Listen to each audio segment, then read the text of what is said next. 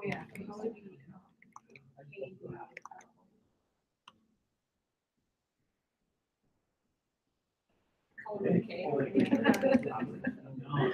Yeah. That's a Yeah, I don't have migraines.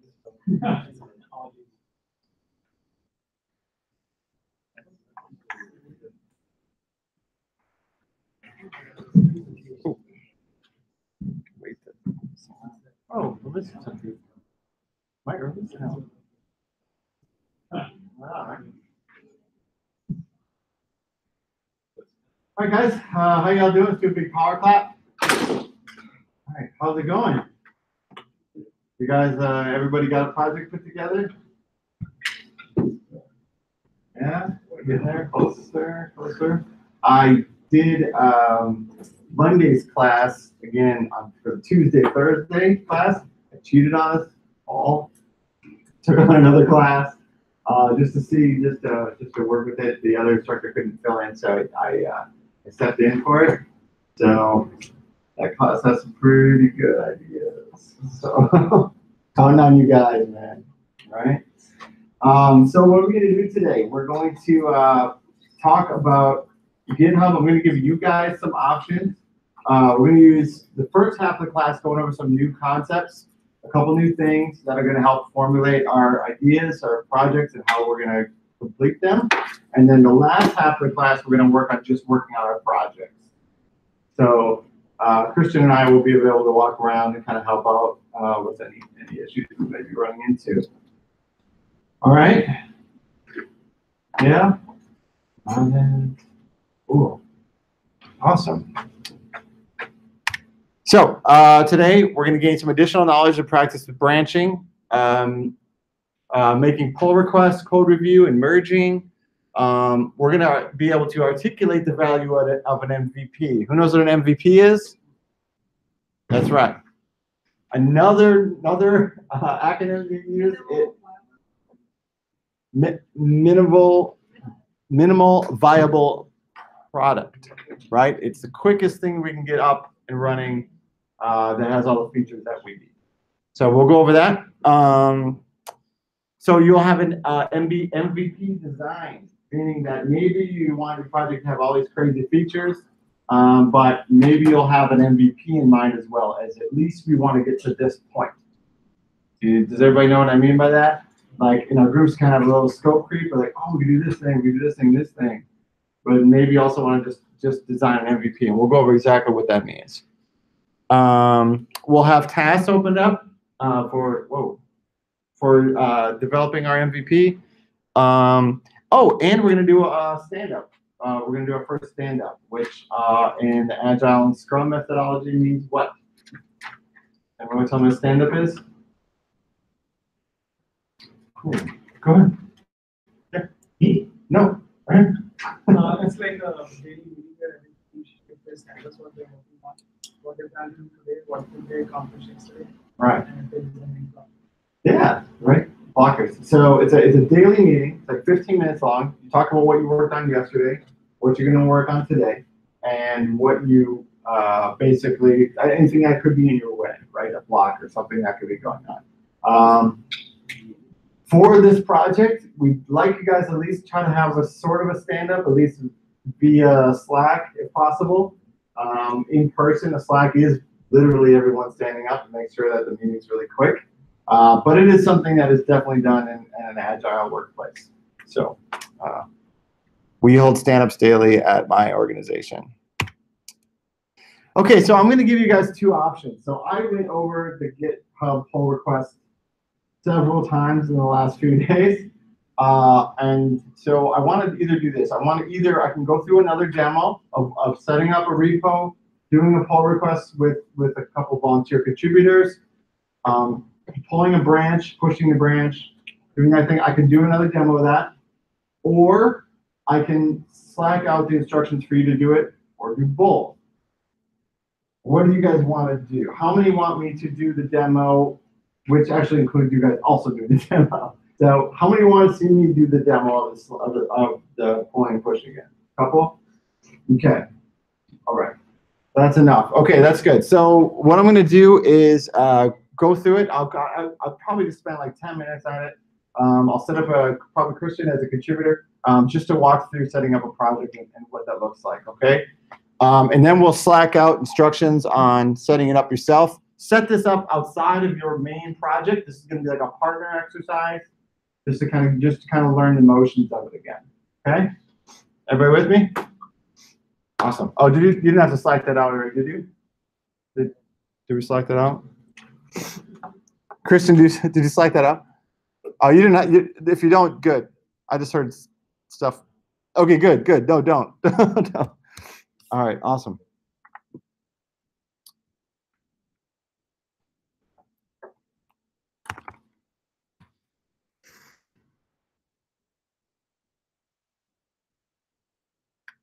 Okay, so I'm going to set up a new repository. I'm going to call this last one. All right, I'm going to initialize with a README. What I discovered, if you don't have any files within your project, if the branches don't automatically work. So initializing with a README is really important. So when you set up the repository, make sure that's checked. It'll just make things a little smoother. All right, I'm going to go ahead and create the last one repository. And here I am. So then I'm going to put this somewhere locally. So I'm going to just go ahead and navigate to my, oh, that's really small. So I guess. I'm going to do ls, tells me all the stuff that's there in that folder. Okay, so now I'm going to clone the last one project here. So I'm going to copy and paste the address, the SVN base that's available here, just the address of it. And then in my terminal, I'm going to say git clone, and I'm just going to go ahead and paste that in. So what this does is download whatever's available in that.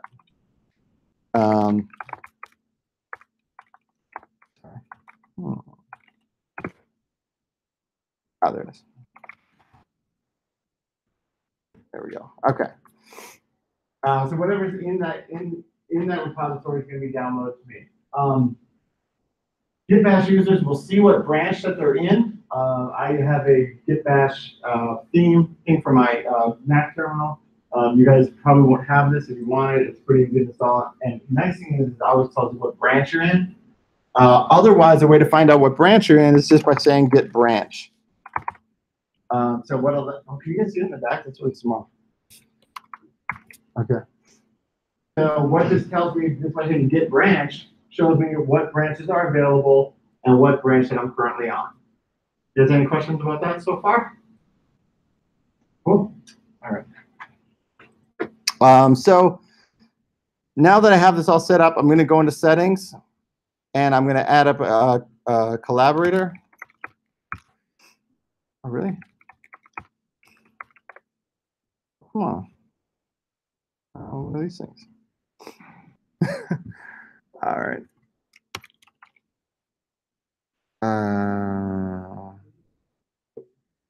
8, 2, 1. There it is. All right. So I just invited Kristen as a collaborator to the last one repo. So he'll get an invite, accept it, then have access to it.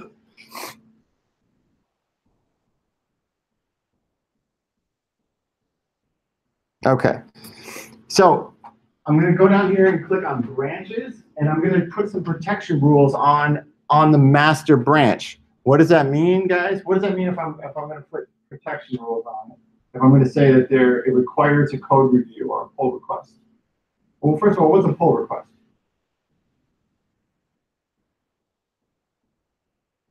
Okay. So when I have a branch set up that's outside of the master, all right, this being the master, right? If I decided I'm going to make a branch here, call it like the branch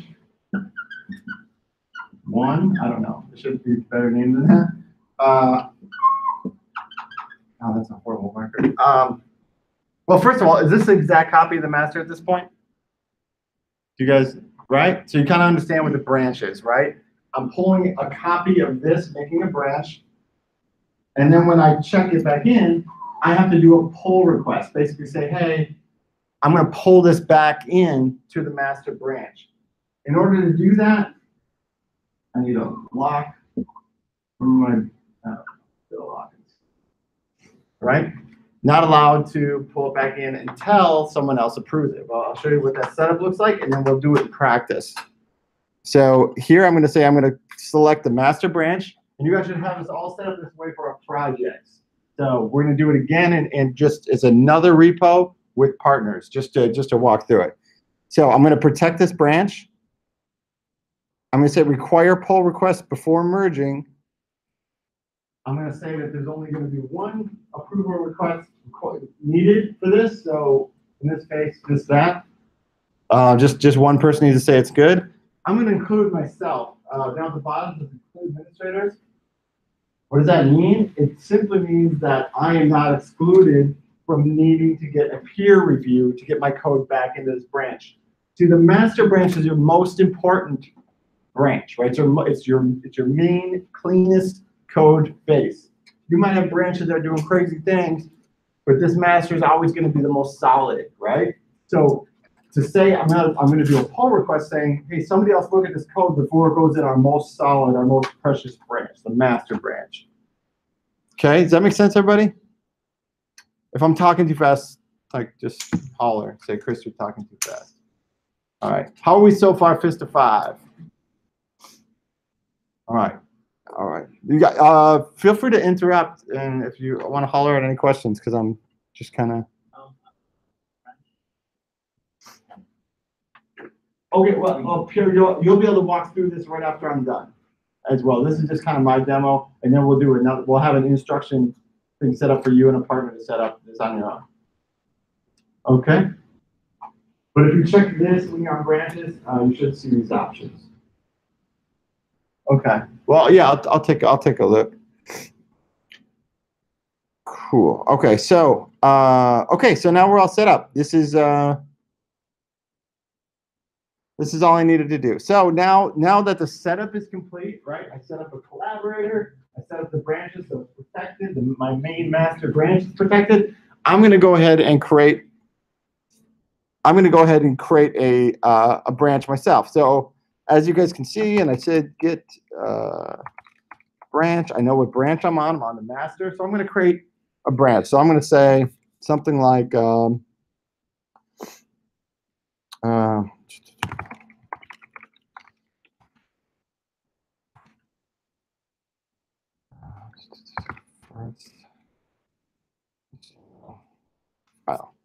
okay.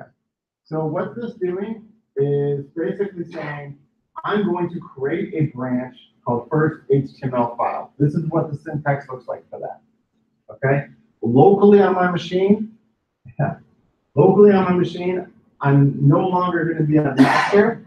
I'm going to be on first HTML file. Check out B for branch. I'm assuming. I have to look up the documentation. It creates a new branch versus switching the one that already exists. That's the dash B. There's a ton of other stuff you can do it outside of dash B. I know there's one like an automatic delete. There's if you already committed it automatically removes it. Cool. There's a bunch of other features too.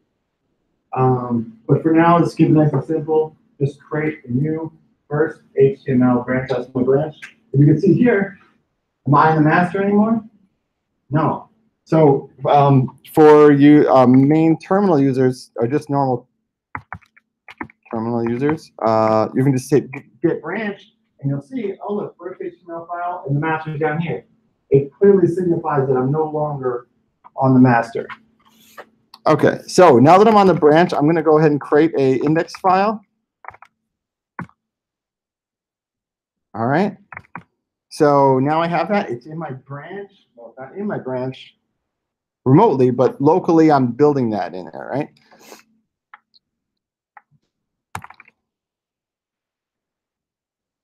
Just like it was on the master, just like we learned in the first few weeks, here, being on the master is the exact same syntax as it is being in a branch. Like, it doesn't matter. So what am I doing here? What's the get at all? Adding it, right? Okay, and then what do I have to do? What do I have to do next? You guys remember? Commit. Sorry.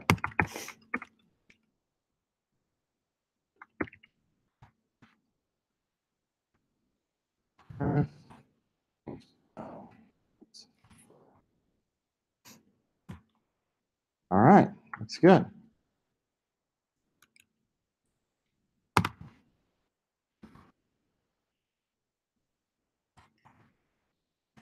What do I call it first? HTML file. Okay. So what am I doing here? You guys haven't seen this yet. Is usually it's git push origin master. Right? Do you guys remember that?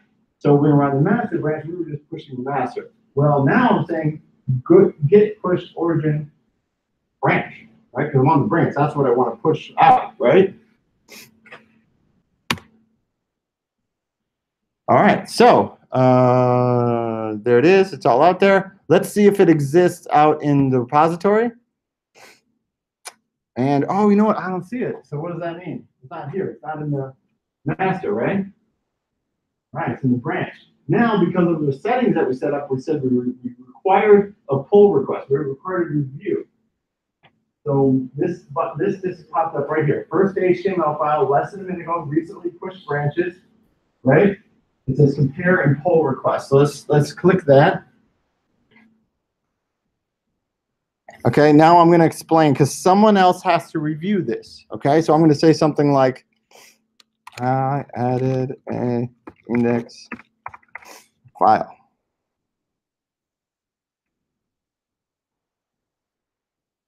A bunch of red. So I am not allowed to do this merge request. Does anybody want to tell me why? Anybody? We blocked it when we set it up. We blocked it when we set it up. And what did we require? Review. A peer review. So there's initial settings that we're on when we went into the branches and set those settings. We said we required a review from a collaborator. So now Christian can log in and he can see that there's a pull request. You see it? Huh? Nice. Yeah. No, go ahead and just. I think you'll be able to see it, right? But that just popped up, so why wouldn't the?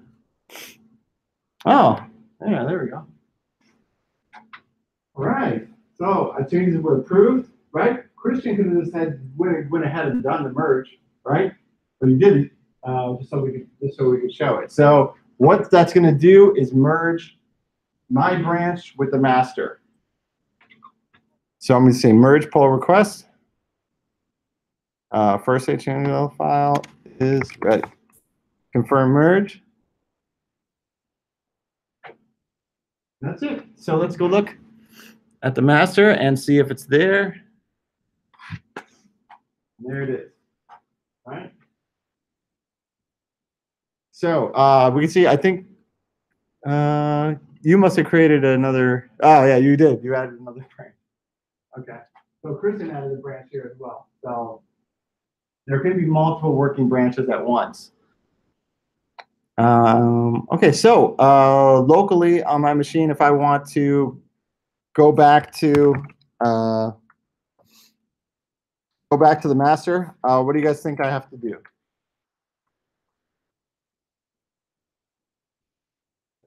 Check out. That's right.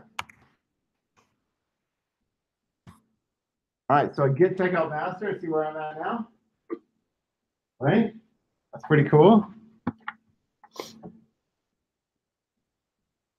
And that's basically it for this. We can delete it if you want. If you want to see your committed master, you need to do a pull. Oh, wait, because it's got the. Yeah. Those, hit checkout master and then get pull, and you'll see what's checked into the master branch.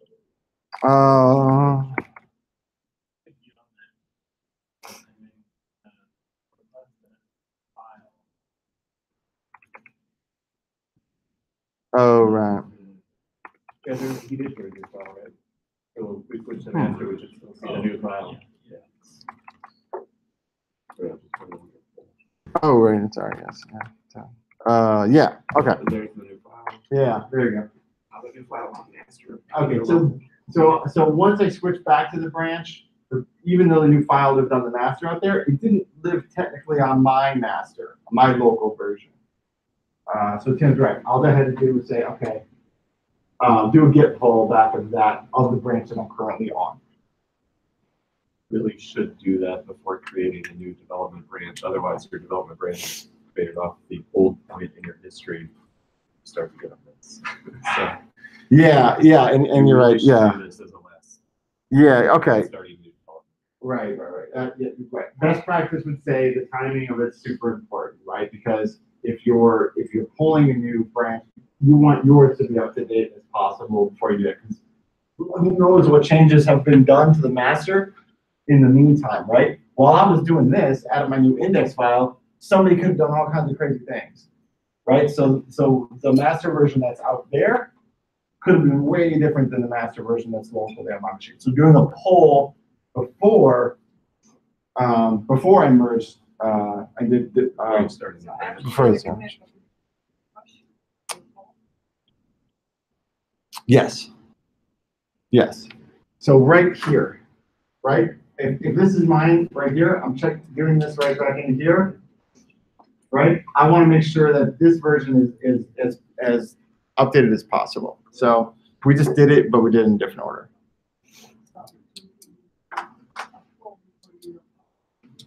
Yes. You want to do a pull after you push as well. And after you push and after it's merged into master, that only then you have to exists pull it in again. it only exists in master on the remote. So to get that reflected in your clone, you have to do pull from the master branch on your clone to get that reflected on your clone. Otherwise, your clone is still behind what happened on. You're right. You'd be back here, right? So it's It's a decentralized. So you have to do a pull. So you should do a pull always before you start a new development, so that your master is synced up with what's on master on the remote. right. So just Development variant, yeah. right. So just And then push when you're done. You don't need to do another pull. Push, then push back to master on your local, and then pull back master after it's been merged, so that your local is an exact copy of what's on it. yeah. The point of it all, and then it's a little confusing because of when and what, right? That part it is confusing, It is. and There's lots of- Tim there's does this lots for a living, so he is speaking totally correctly. This is the most important thing, right? If you're doing some features or you're doing some stuff that's going on down here, you just want to make sure you always have the latest, right? Merge it down here and then do a push. So I mean, essentially, I did it that way, but what I could have done was get the latest version of the master before I merged. Does that make sense? So how about you guys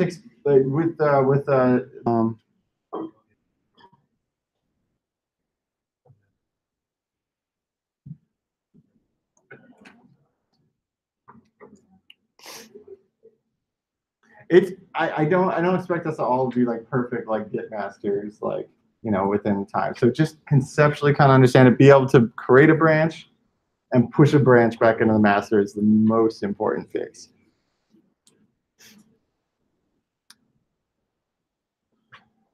Masters, that was fun. You like it? You see it?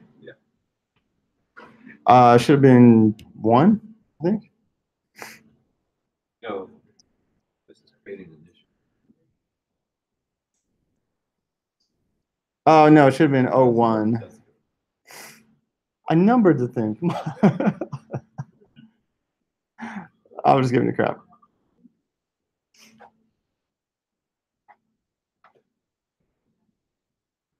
Yeah, let me know if anybody's from reading that. I just created a PDF with it because I didn't want to bother formatting.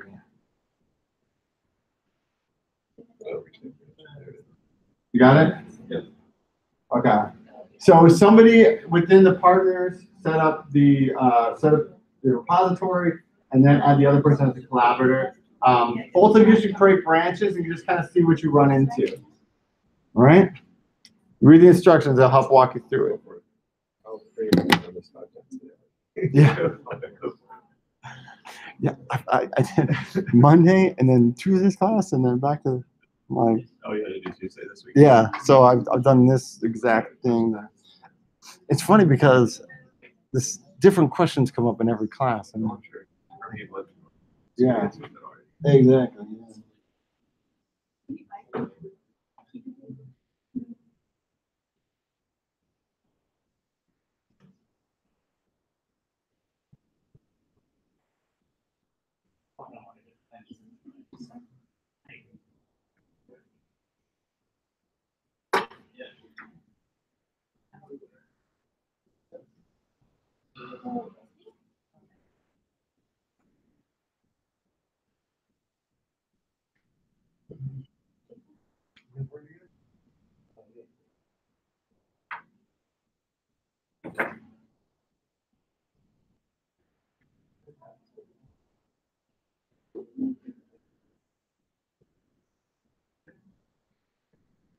Yeah.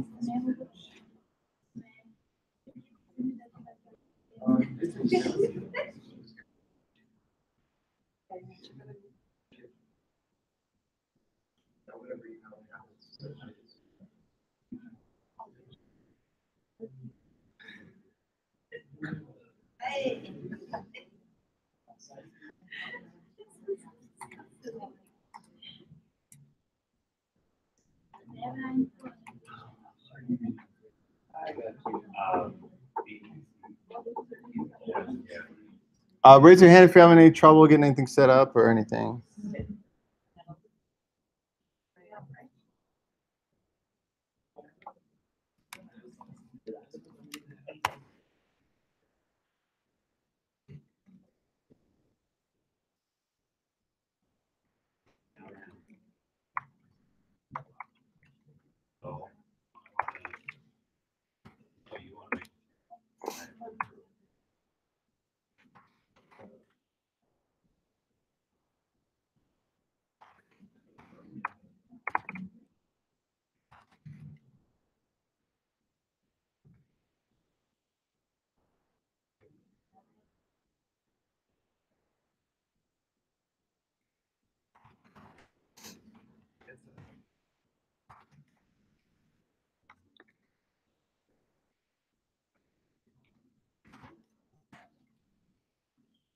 Sure, that's probably configurable in GitHub. I don't know the last week. You're busy working, right? You don't know that your computer is waiting for review. How's that work? It's gotta be some sort of. Yeah. GitHub or. Yeah, either it's on your end or on the administrator end. There's got to be something there. Oh, Tim Smith's data gather.com. I got it in the inbox, but I don't get the notification that says. That's gotta be configurable. Yeah. Or not GitHub, then I'm in here, but if you were to you're waiting for peer review. I mean, unless you were trying to figure that out. Put a picture in maybe.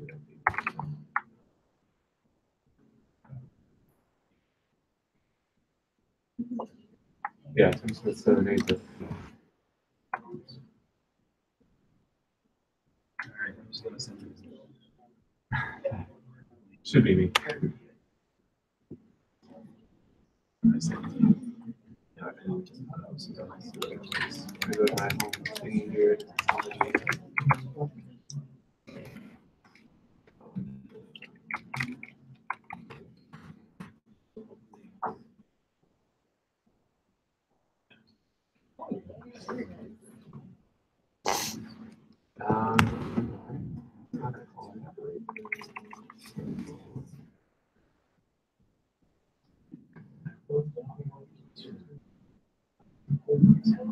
I know if they get out of here.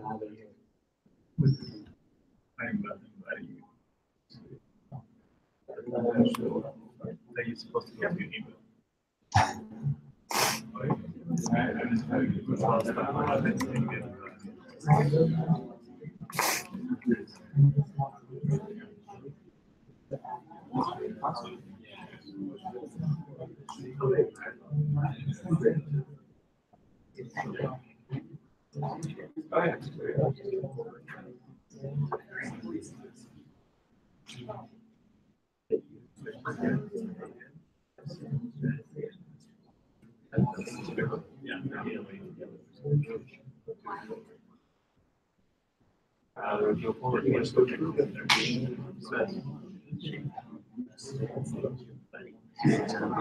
So,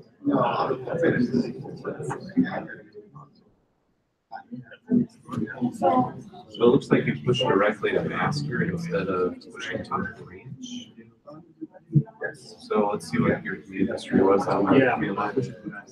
Oh, you pushed, yeah, no, you weren't supposed to do that. Yeah, because he wanted you to practice creating a branch up on GitHub and then flip forward. What? Oh, it's okay. I mean, it's just, I mean, like on our project server, you're not going to be able to do that because the commit to push the master is locked. So it's not going to allow you to. So you're going to have to. No, you can push the GitHub. You push on your own branch, and then somebody else reviews and approves the merge or the full master. And that's the. Yeah, just create another file. And then create a branch and push the branch. So,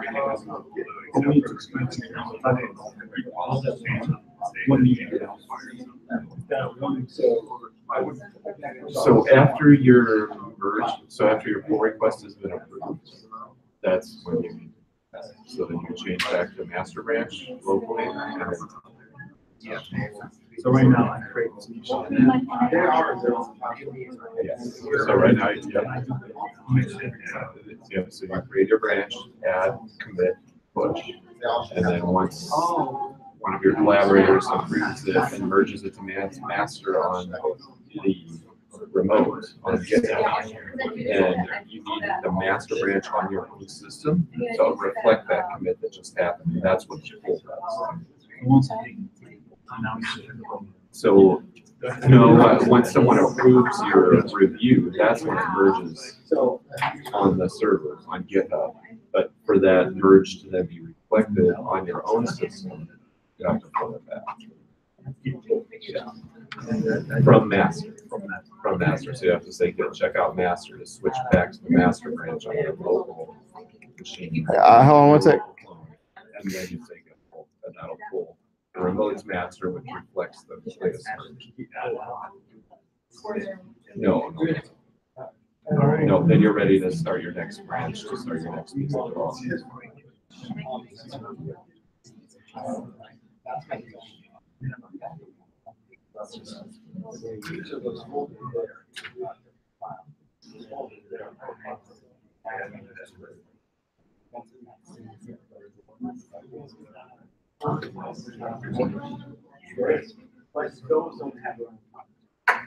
Figure out that you can do it on the project.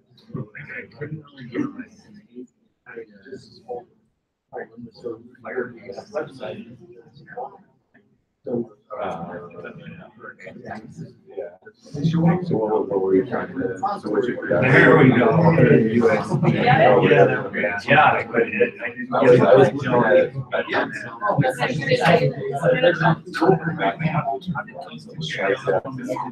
it's like a two-step thing where like you sort of food, you have to find like a key or whatever, right? You get the key and you put it in it and then you get back to the JSON object altogether. So then we'll have to do something with that. Push out the Firebase and set it up. Yeah, that's what I was just reading for classes. It's nice that they have their own tools and stuff around. I think it should. I think it should serve. I'm gonna start researching. Like some graph library. Okay, so Next slide, I guys, send the thing out there. I think that's all. Yep. Yep. It's like on the tree board. Guy that's around the class, yeah, if you have their homework. Yeah. Oh. Yeah, no, I was gonna go home and go to lunch. And then I had to see it for everything.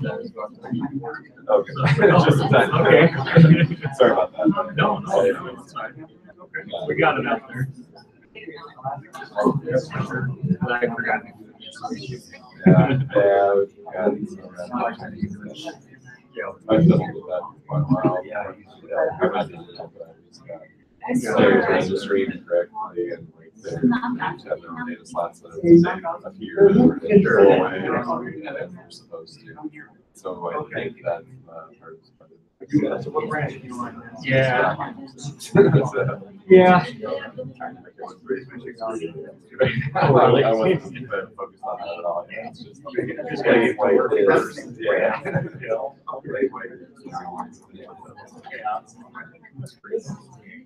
Did you get it done? Not yet. No, I just got the base start of it, but question. Oh, yeah, sure. So, okay, so.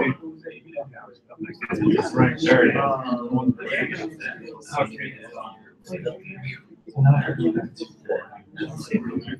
Yep.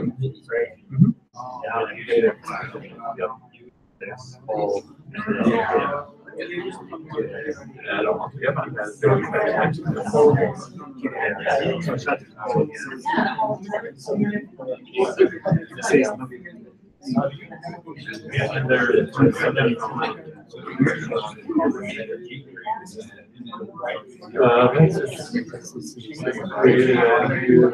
Oh, I don't think you ever got it. So, oh wait, there. I'm surprised this didn't work. So saying it's status, let's see what's going on.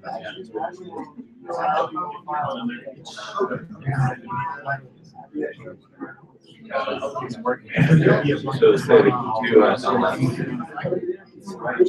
Yeah. So where's which file did you add? I thought you did a touch of some file.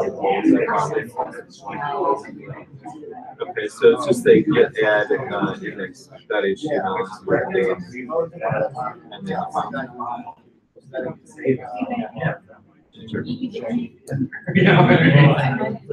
then now issue your commit command. You can probably up there.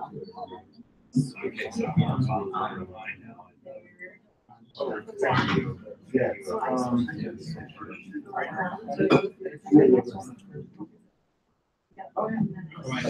Yeah. I did ask. You didn't beat So you get status again. Still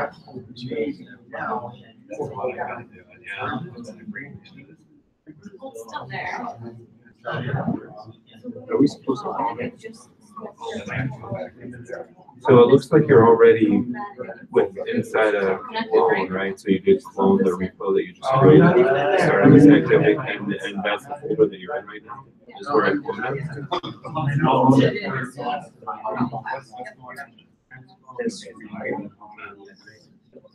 Okay, yeah, it shows there that it's that's repo. So let's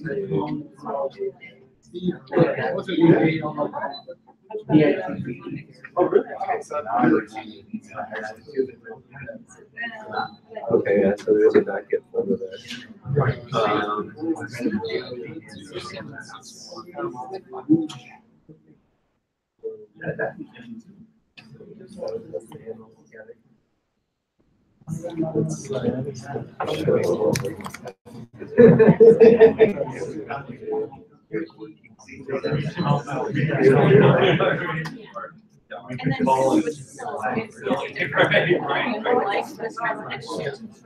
And then, wait, was index HTML already there? Yeah. Oh, okay. You got to create a brand new file. So except pick a new, yeah. So pick a, that's fine. Because I mean, just touching it doesn't actually. So It created a new file. All right, guys, real quick, how we successfully were able to do a pull request? All right, who's got still story limited? You have a couple more minutes. You guys want a couple more minutes? Good? All right. One more thing I want to show you real quick. So Christian made his own branch within, right? So if I didn't want to just look at his code within GitHub and I wanted to actually check it out for myself before I said it was good, maybe I want to test it, right? I could check out his version, right? So how do you think I check out the Christian's branch here? He did a nice high school. All right, a minute. All right. I like that we got the same stuff. Horrible. So I'm actually going to be able to do a. I'm going to check this out. Just say I'm going to see what this looks like, right? So I can just check out his branch, right? Oh gosh, that's really down there. Hold on.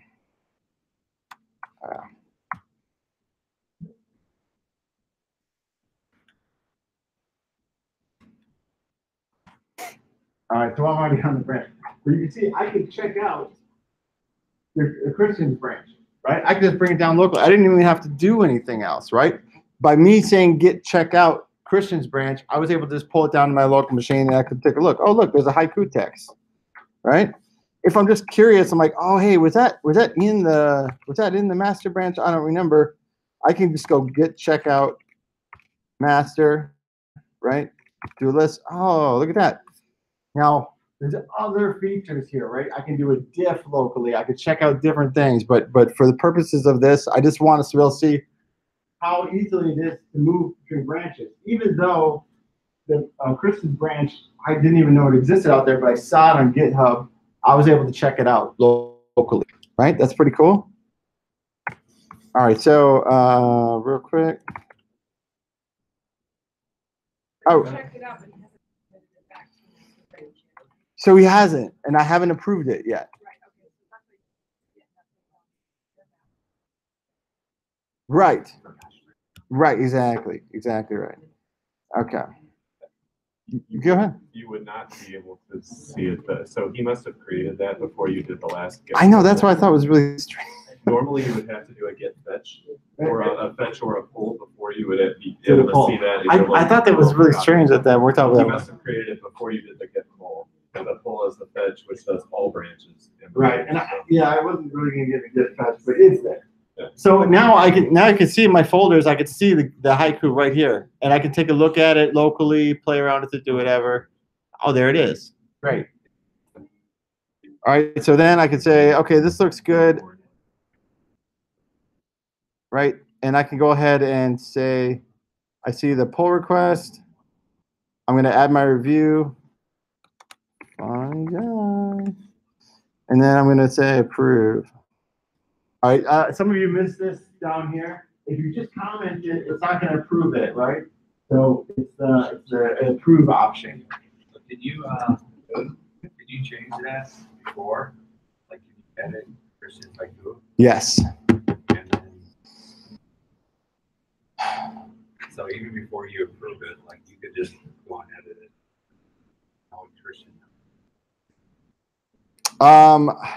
For the purposes of this exercise, just because I don't want to go too far down that rabbit hole, but yes, it's possible. For the purposes of this, I'd probably say something more like request change for this, and then force him to make the change back. Like, well, yeah, that's what I'm just like trying to figure out how that all works. Right. Right. I mean, you right. I can make the changes locally, right, and then try to push it, but do another pull request. But then he'd have to approve. You know what I mean? So it's nobody gets to do anything without that approval. So even this, but yes, I can make changes to the file myself. Yeah. All right. So I'm just going to say, all right, it's good, and approve it. So things get a little more tricky when it gets down to the merging, but we'll get into that when necessary, I guess, at this point. All right. Okay, cool. Great. All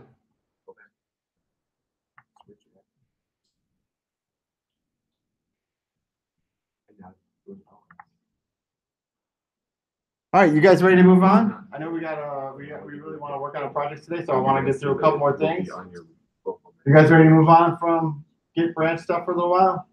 Yes, yes, yes. Okay, big power clap. You guys are tired today, man. You guys are like, you're not with me. Okay, so we talked about MVP briefly, super briefly, right? So defining MVP for an application helps get the application up and running quickly, avoid scope creep. So what is scope creep, do you think? Yeah. Going above and beyond what, Right. adding things. Right. So scope creep is super scary, right? You may have like a BA, or you may have another developer that's super eager and goes, oh man, it wouldn't even cool, we add this thing, or add this thing, or add this thing, right? And you're like, oh my gosh, how are we gonna fit this all in this 2-week period? So that's scope creep, right? So having an MVP kind of helps prevent some of that scope creep, right? You can say, okay, this is the minimum viable product we want to come up with, right? So we start with the general idea. A lot of us has already kind of come up with a general idea, hopefully. Identify who's going to use it, right? Identify the problem that the product will address, right? What is the usefulness here, right? What's the goal? And then identify and prioritize essential user stories. We're getting to user stories in 1 second, but does anybody have any questions about what basically an MVP is? Anybody? Pretty easy? You hear that term a ton, and it's kind of losing its value. All right. So actually, I guess before we demo.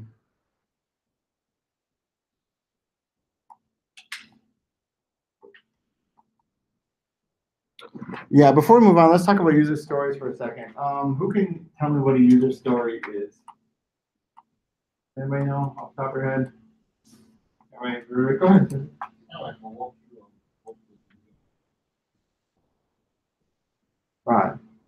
Right. So in a sense, it's kind of like an experience that you expect someone to have, right? Tim, you want to elaborate?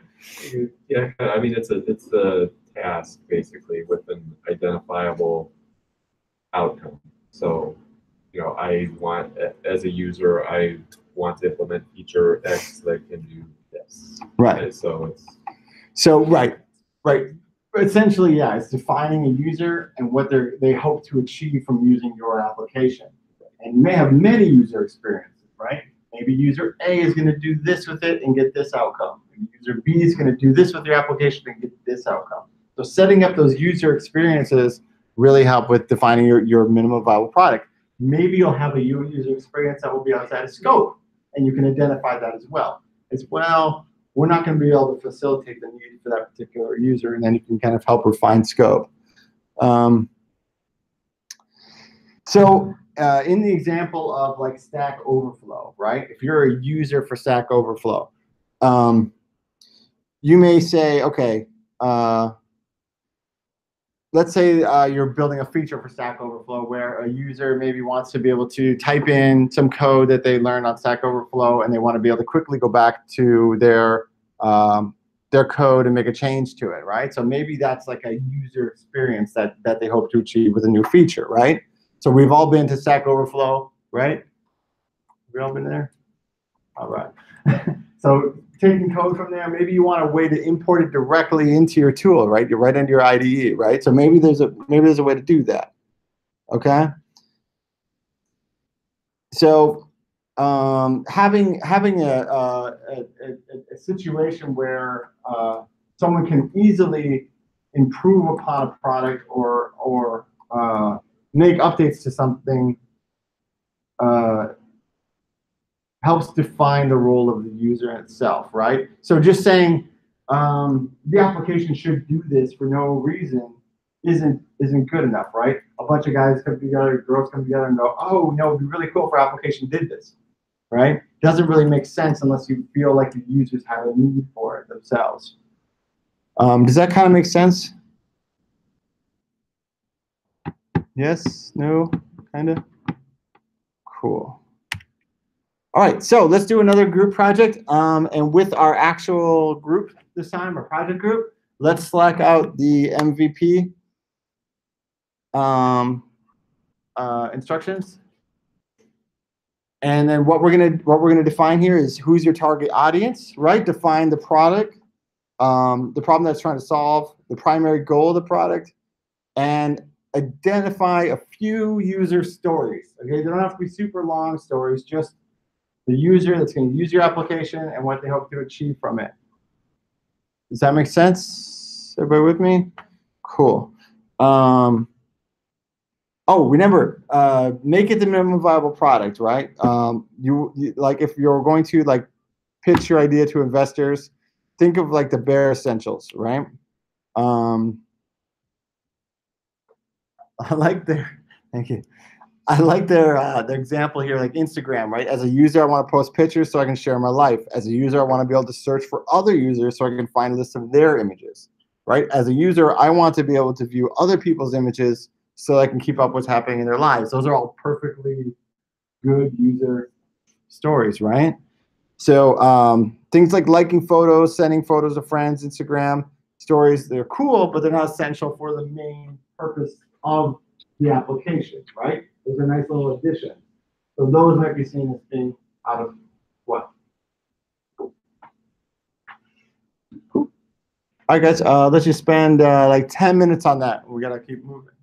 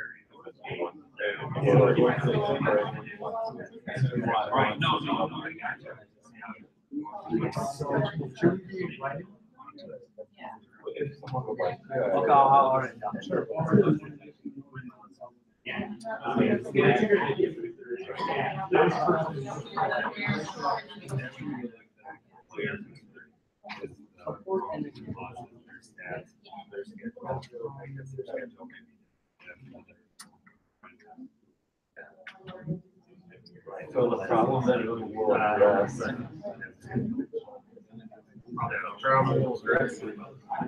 Yeah, I mean,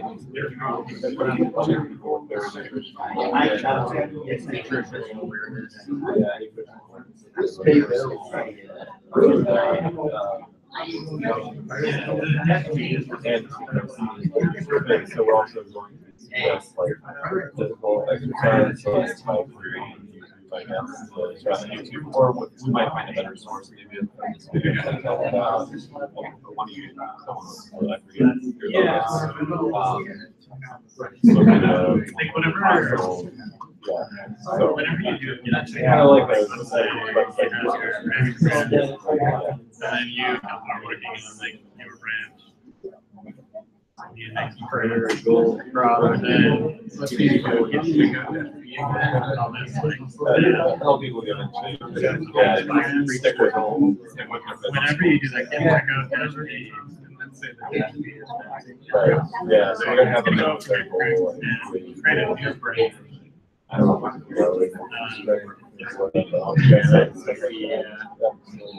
this is now going to be massive. If the current, this would look exactly the same, and this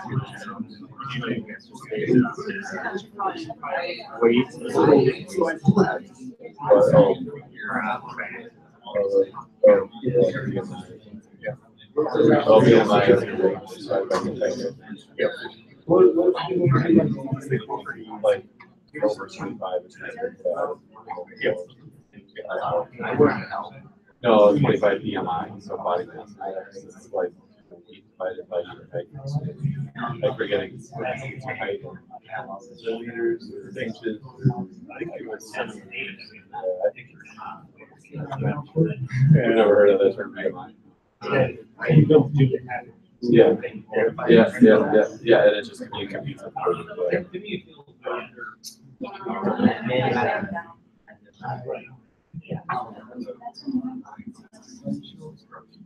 So essential user stories, I think.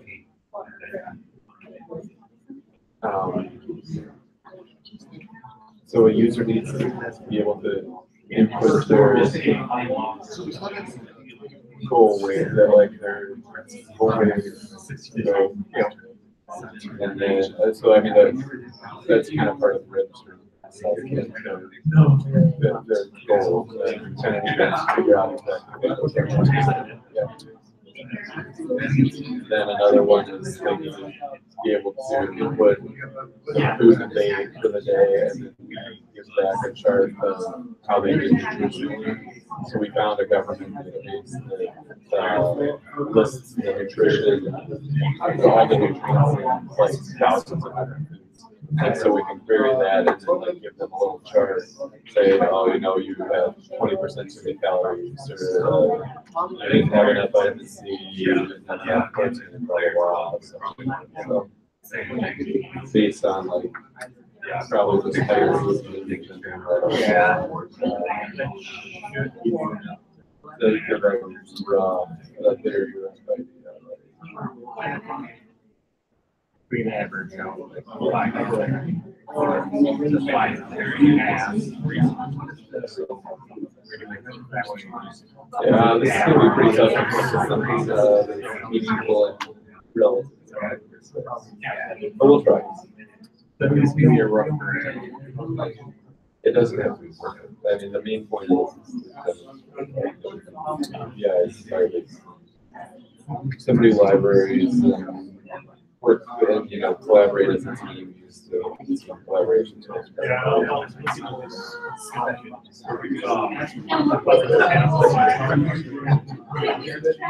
they're pretty much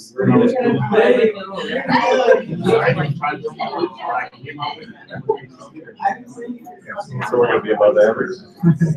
Excellent. That's what I like to hear. They told me they almost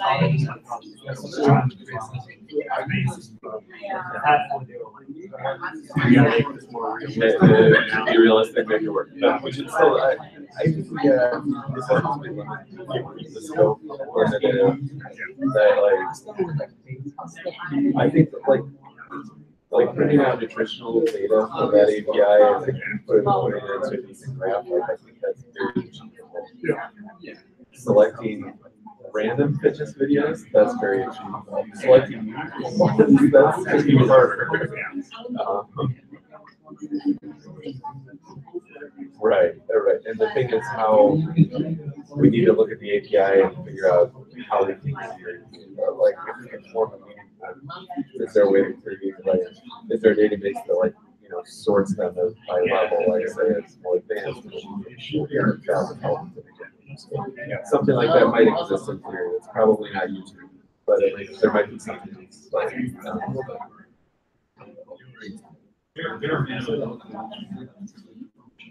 and so among those things, I think those are basically our first set of interest stories.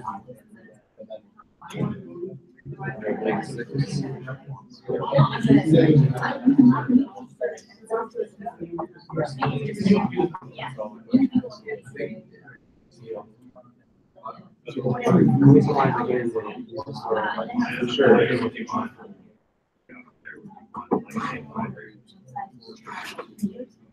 So I think one of the main ones is the nutrition. So as a user, I should be able to input my data and receive a chart of how that compares against the cycle recommendation for 10 selected.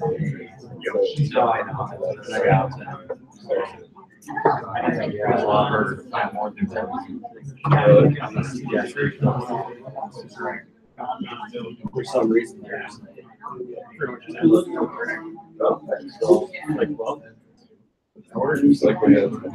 Yeah. This was trying to get.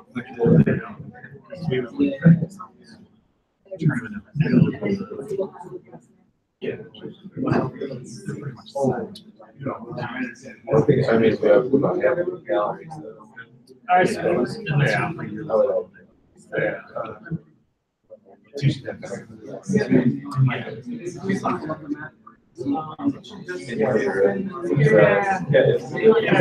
Good calories burned is greater than calories in, you're gonna win. Wow. Oh, you can still do it. It was just a library. I was looking at There's a way that exercises and how much calories they are.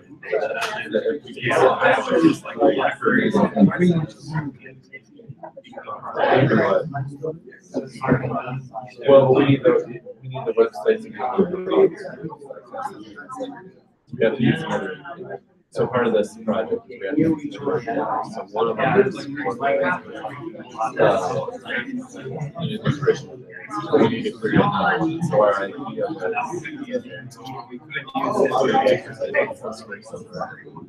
but you know, certainly not.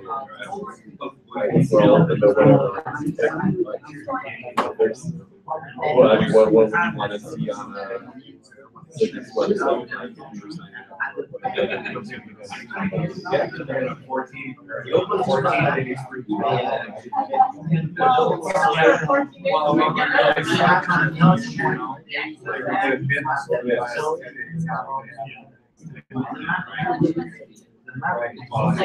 And it's like having a website like that.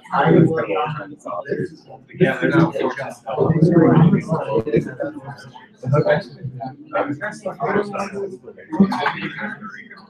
Dude, that's why you guys yeah, I mean, the internet is like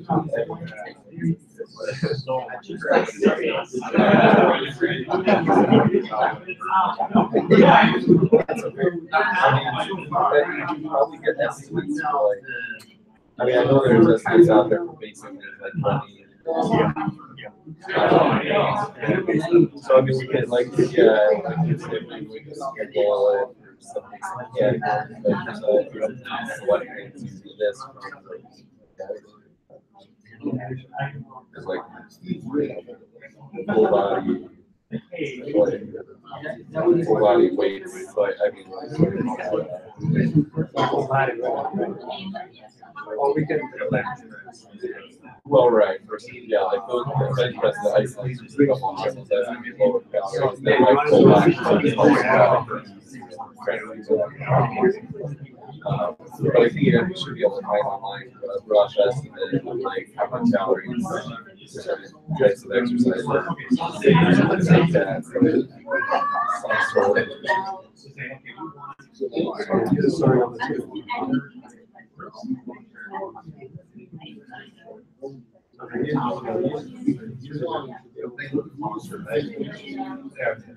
Get recommendations for exercises to achieve high quality.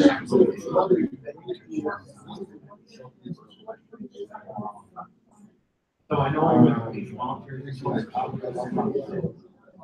This is obviously helpful a little bit. If they are entering all their student and their. You want you to do burpees for like 5 hours.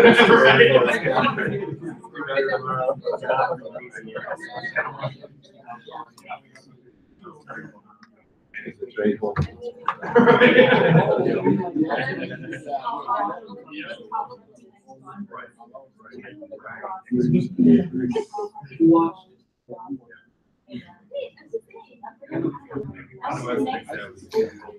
All right, guys, real quick, get your attention, big power clap. All right.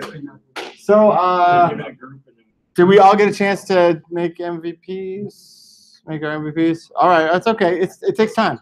It takes time to vet out what's outside of scope, what's in scope. That's a challenge, right? It's hard to do that. So, my advice is kind of take a democratic approach and maybe get a vote in the situation. Just say, you know, who thinks that we should do this? Who thinks we should do this? And that's the best way to determine it sometimes. All right, cool.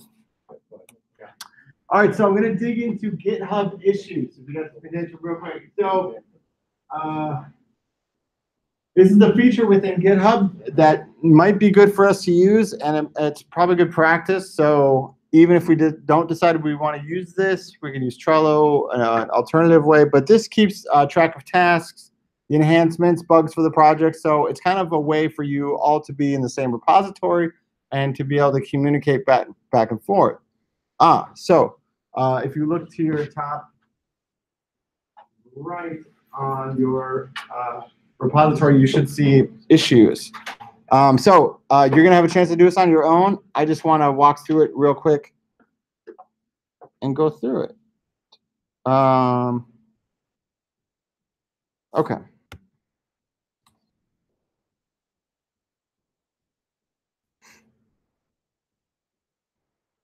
You don't see it? Oh, right there. Oh, sorry. Sorry. Yeah. Yeah, right there next to code. Yeah. So, okay. So I'm going to open up a new issue, just kind of show you how this works. All right. Christian.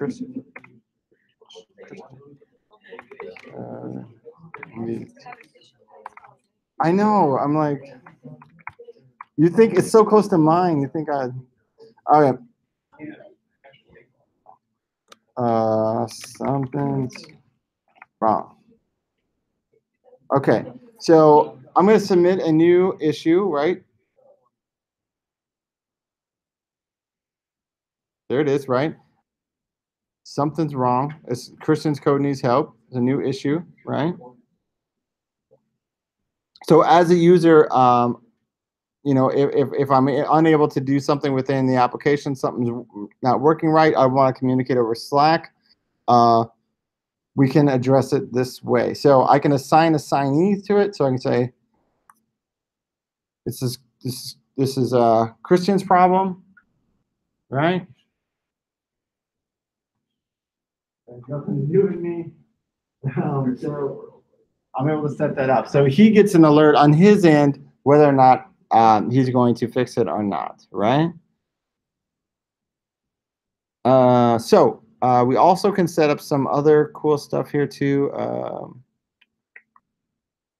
Let's see.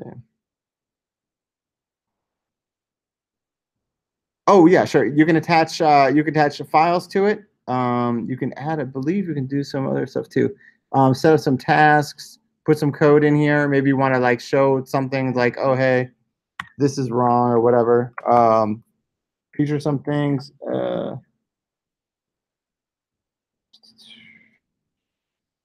see. Hold on one second.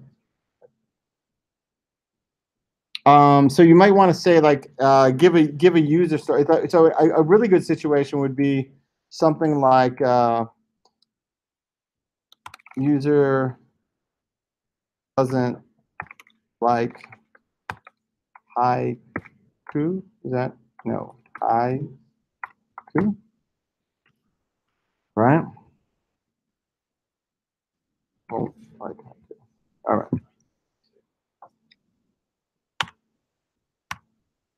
I believe. I'm not sure I'm right about this.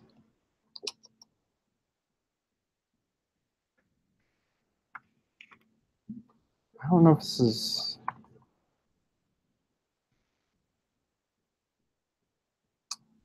All right. Well, there's.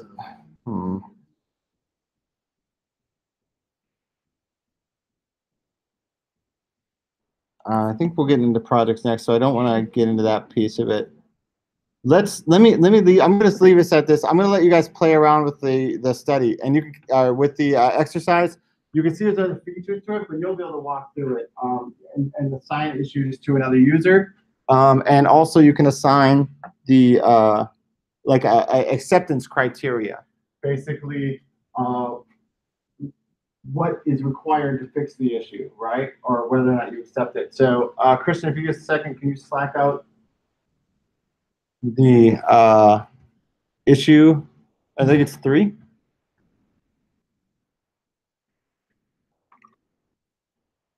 Cool. So those instructions will get just a little bit more in depth. I'm sorry, I'm just kind of walking you through the basics of it, but that'll be something you get comfortable with once you use it. If it's something you want to use, you don't have to use it with this project, but it is required to use some sort of collaboration tool. So whether it's this issue, and we'll get into GitHub projects, I'll go a little bit more in depth once we get to that. So go ahead and work on this assignment for like 5 minutes, 10 minutes? 10 minutes. I guess you work on it together if you want.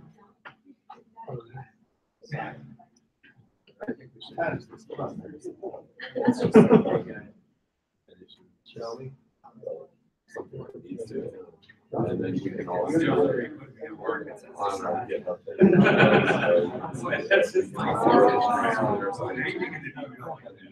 progress. Just looking more here. Yeah, well, also. Yeah,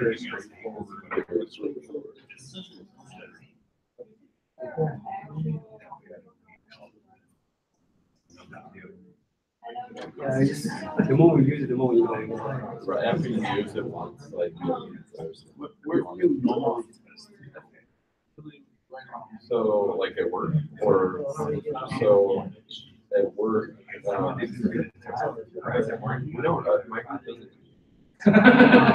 migrating to like a new software base that has a unit testing built in, and that uses like unit testing. But up until this point, we don't use it. In my old job, we did. We also. You guys have a history. No, we laid off our testers, so we're responsible for doing that ourselves. But the company had a bad year last year. Like, I'm actually worried. This year's looking better. We actually just opened up our record for a test again. So, one person. But yeah, no, we have a custom test suite. It's not unit tests; they're integration tests. But it's not any tool that you can see in the outside world. It was created in-house back in the 1980s. Actually, they deployed it in the name of the tool is Test 90.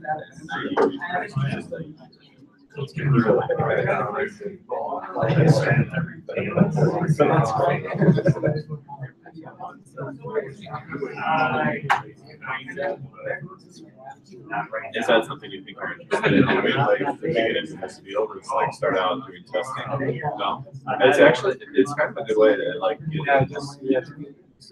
get used to the environment. It's not a bad way. That's how I started out. Well, maybe before just like Yeah. But didn't you say you have already done some Because testing? it's like might be more of a site to go to like a month or two.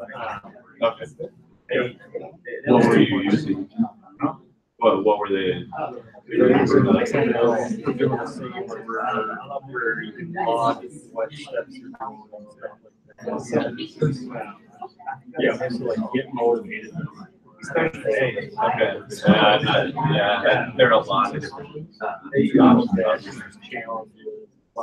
Maybe I was just telling developers, I'm not too sure what all we're gonna be doing. I don't know, it's still a lot. They had everything there. Yeah. It was good, it just that they made us do so much. They were paying them.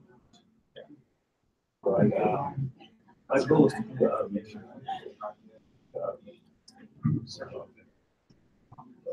Yeah, most now have some sort of automation set up. Even we with our old like 1990 like test tool like have scripts around it that run it automation.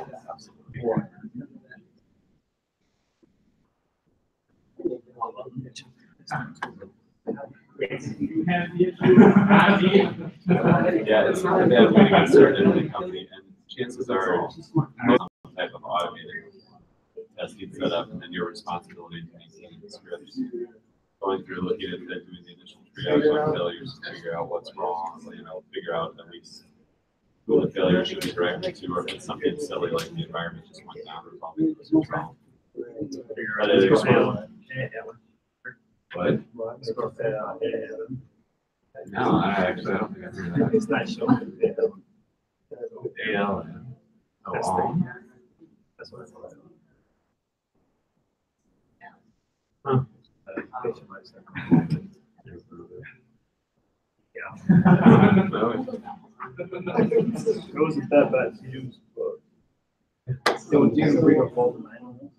It's really had an experience coding.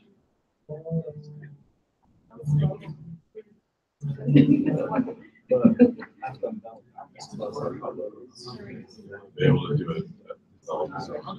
What part do you like so far the best? Like the. All of it.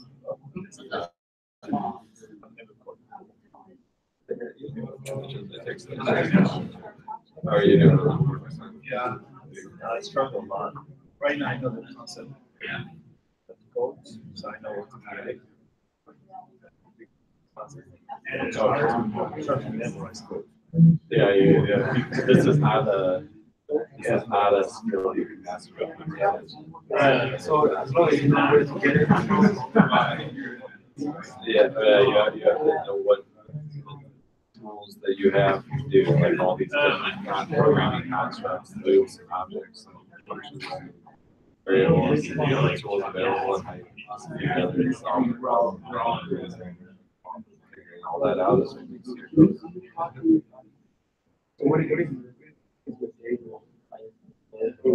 It changes. So yeah. So right now, like I do a lot of Git work actually. So I work on a huge software project, and one piece of it we're using open source code from I get out on the web and see all the developers all around the world, and my primary job is integrating.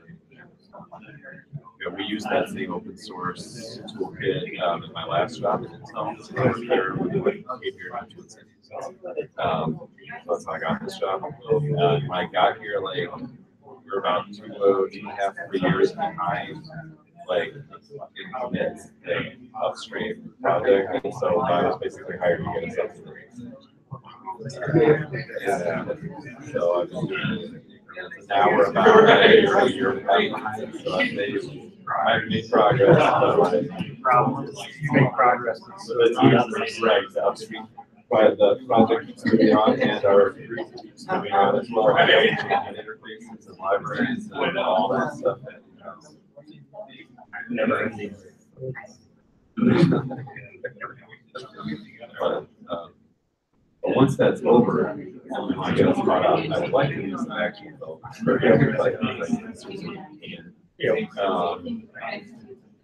And and do and contribute. So because we're getting to a point now where we're going to start contributing some of the upstream open source projects here, I would like to.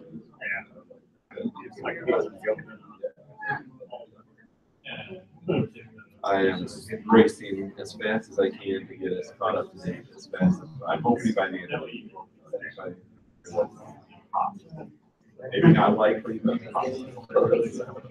Yeah, just a little less than 5.5. Yeah. So there's the team of us, but I mean, this task is like the other people on the team. Yeah. So the what we call the back end of our project, we're borrowing code resource. So my role is integration, but there are two other guys that are also on the back end that are at this.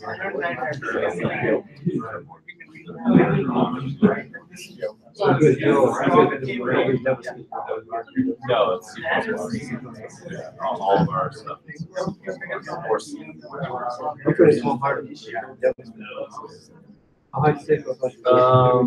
C++ is probably one of the hardest things. Just because it's evolved, like it was never really planned. And so it started out as just C, and then this whole notion of object-oriented. So C++ wasn't exactly C kind of, but by its very nature, like that wasn't a perfect fit, and so C++ became very complicated to stay compatible with C, but the object. And so it's kind of it lives in a kind of a uncomfortable dichotomy. Hard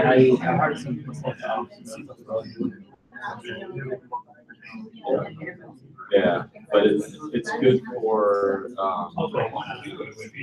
applications that aren't necessarily web-based, like that just run on your system or that like run on the web server because it translates. It's not interpreted. So JavaScript is interpreted by your web browser. So every line in that code as it's running has to be interpreted.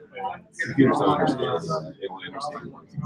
When you take a C++ program, you compile it, you run it through a compiler, and that spits out ones and zeros. So it runs directly on the hardware, very fast. So like the operating system, Windows, most of that was written in C++. All right, guys, did we all have a chance to create an issue and see how that piece kind of works? Everybody, big power clap. All right, did we all get a chance to create an issue? Play around with it? Accept it? Awesome. What?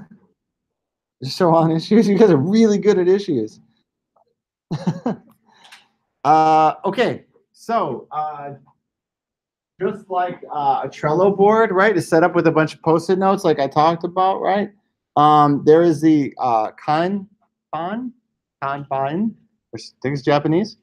And this is kind of set up just like an option, just like a Trello. So if this is something you want to use, this is also available within GitHub. Projects. Thank you.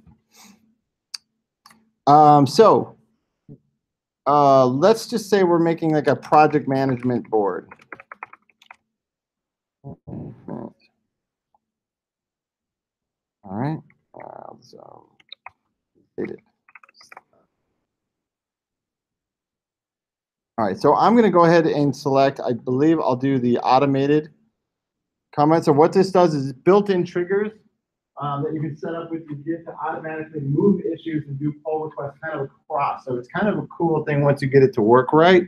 Have you used it, the Kanban? No. It's kind of a cool thing. I did play with it a little bit last night just to see how it worked, and it does integrate really, really well with your requests and other activities. So it's kind of fun. So if we can get it to work in this exercise, that'll be super cool. So this is what it looks like, just like Trello, just like a Trello board setup, right? We have these cards. We can replace it, put it into other columns, right? I can create another column called Icebox. Okay. And the concept of having an icebox is kind of generally used as for developers to say, this is something that we're gonna put in the freezer. We're gonna hold off on this idea. It's a future enhancement. Yeah, we'll put that in the parking lot. Yeah, or enhancement, or feature, or park. I can't think what it was. Parking lot was used, I think, if you were gonna say like.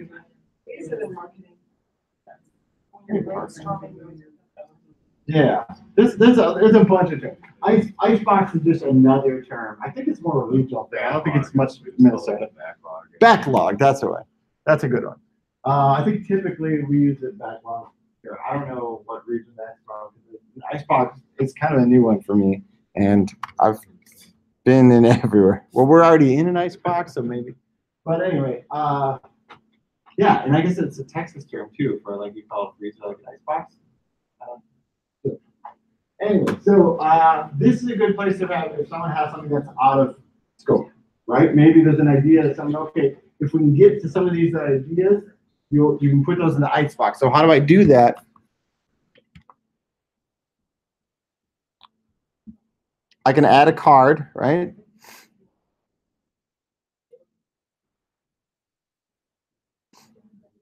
Oh, that's cool. So I can just. Oh, my issues are here, which is sweet, right?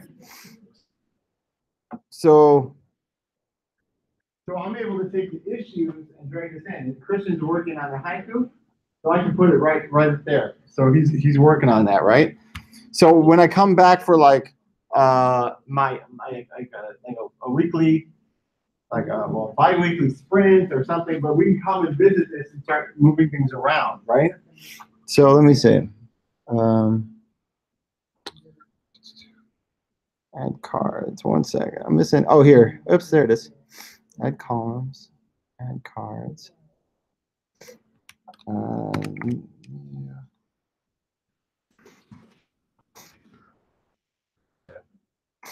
What's that? Anyone would be surrounding tree cards or just you? I believe anybody can.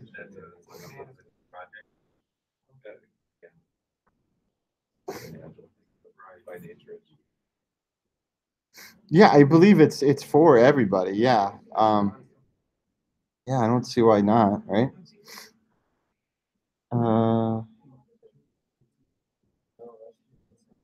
Okay, so each week should have like a set focus, right? Like what's going to happen, right? What's already done, and what's like a future enhancement. So I'm missing something. Super dry in here.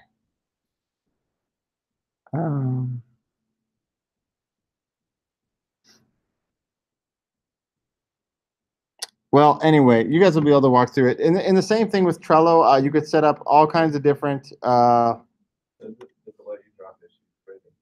Like an issue that you're working on, drop it, or does it want you to? Yeah. So we had an issue there. I took the Christian needs help ones. Yeah. So that's kind of the nice feature about it, right? So I can create an issue, new, awesome feature. Probably, well, not today. All right. Then I can come back to my project. I can add a card, and there's my new awesome feature. I'm just going to put that in my icebox.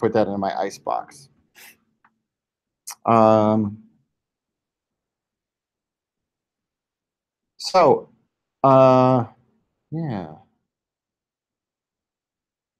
So you guys went through assigning issues. I don't really want to get into much of that. Is that next exercise just Kanban, or is that stand up as well? Oh, it is. Okay, yeah, let's just do that then. Yeah, you want to go ahead and select that out then? And we walk through that.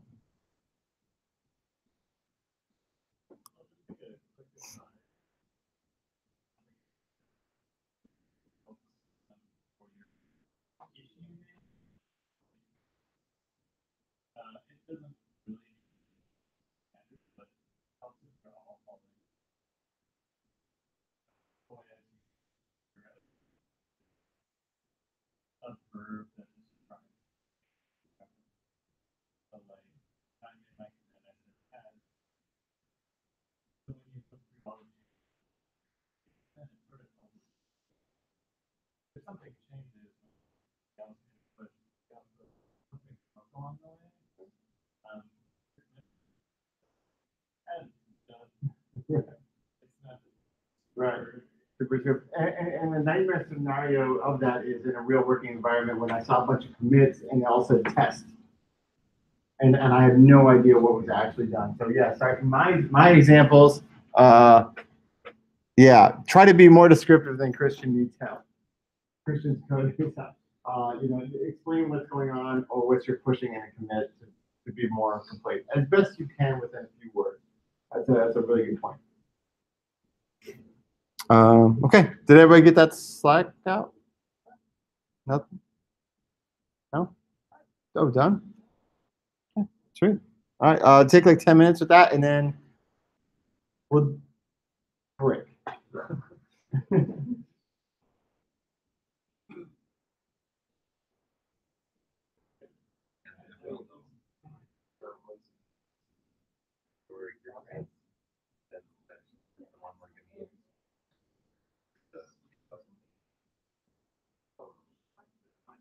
That's fine, no, I'm great with that, yeah, I just wanna make sure all four of us are going, yep, okay. That's fine by me.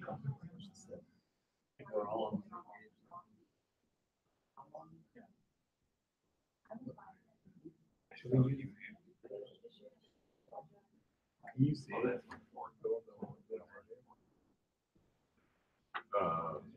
Which, Yeah, I got the. Your drawing set up. yeah, did you push something else to it, or? No, I created. Oh. Yeah. Oh, it says one open. Oh, okay, yeah, weird like that. Yeah. Oh, there you go. Yep, there it is. I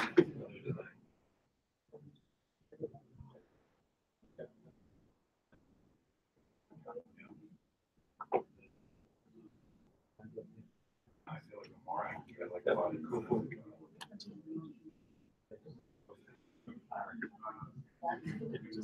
Right, went out, yeah, I was like, oh, yeah, I didn't push it, right. And all places I buy them, it looks like they get $7 for like, got like a case of them for, yeah, $3 or whatever. Yeah, yeah. Yeah. Yeah. Like I said, yeah.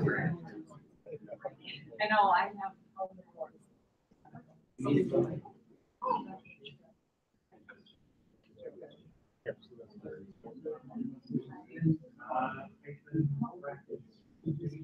Speaking of house, we wanted to stick with practice.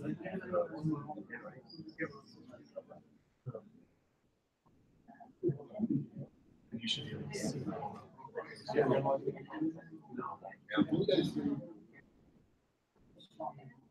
I see.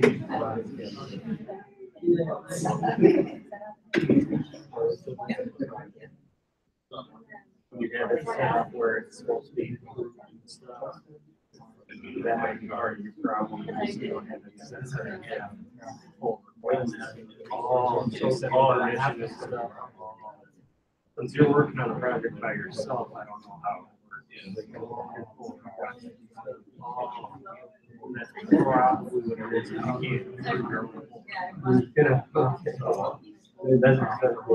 That's pretty much point. Yeah, so it's a. Yeah, that's probably, yeah, that's my guess. Yeah, and I'm actually gonna say it's a lot faster. There's no way to find for. Where's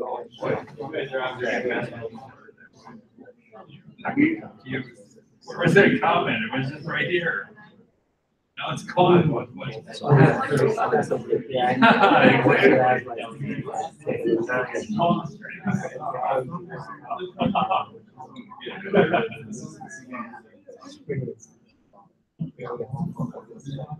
That's just a means that you worked it and you don't over it, but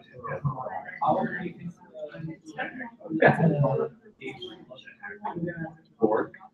I've never heard that. Well, Fork is you pulling from yeah, someone else. but he's got total control of keeping it won't have any effect on the cars. So he's got like basically, yeah, like you can't like put anything down. Yeah, it just means that I made a copy of your guitar and I likes it so much more I want to work on it. Yeah, it is. You can bring it back in, but you can bring it back. Actually, you can bring it back. So let's say, It's well, I don't know if it's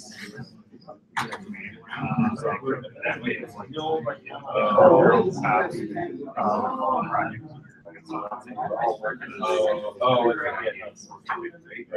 project.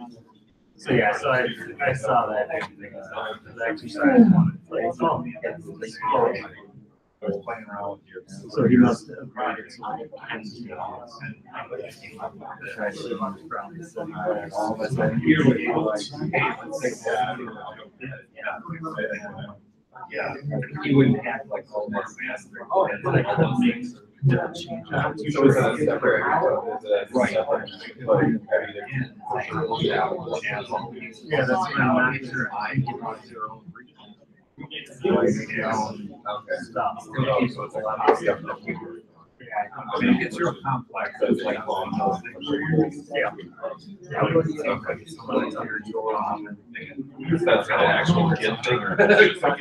Yeah. I mean, I've literally never seen it until 5 minutes ago. Yeah, I've never seen it before either. I don't think it's standard. You guys familiar with S?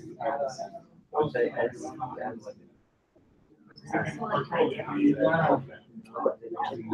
It's just called this.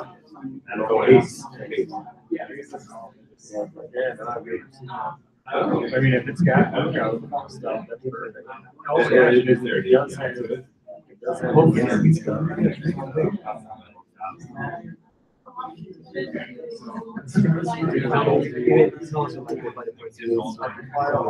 Is there a?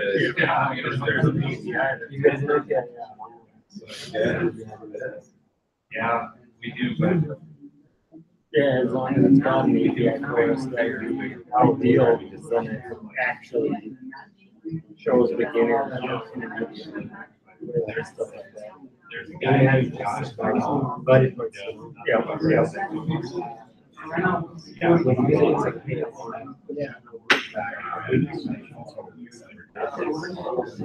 I'm not sure why you want to.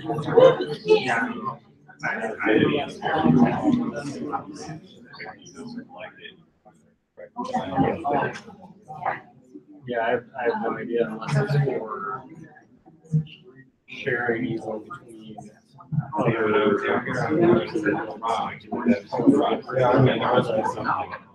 The same like framework. Like something. Yeah. Both of them go at the same time. Yeah. Pretty good. That'd be my only guess.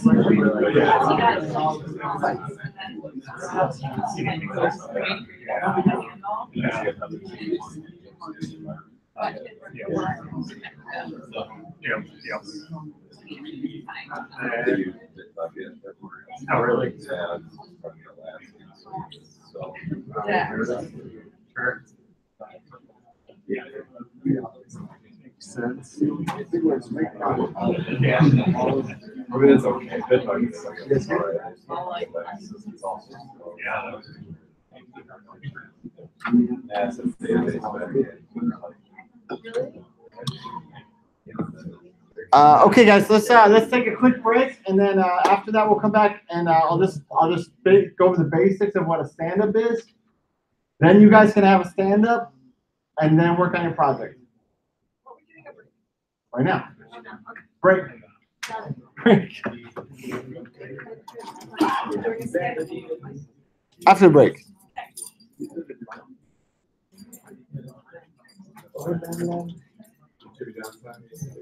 Yeah. It's never left in my car though.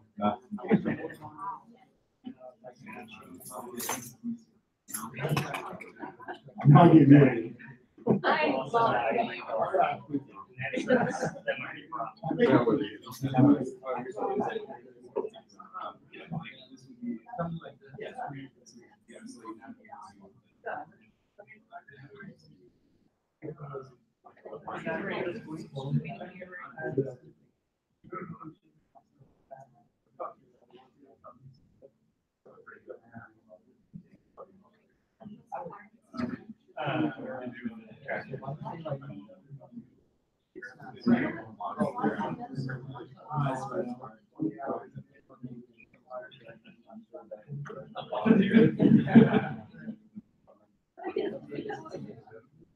Yeah, a lot of.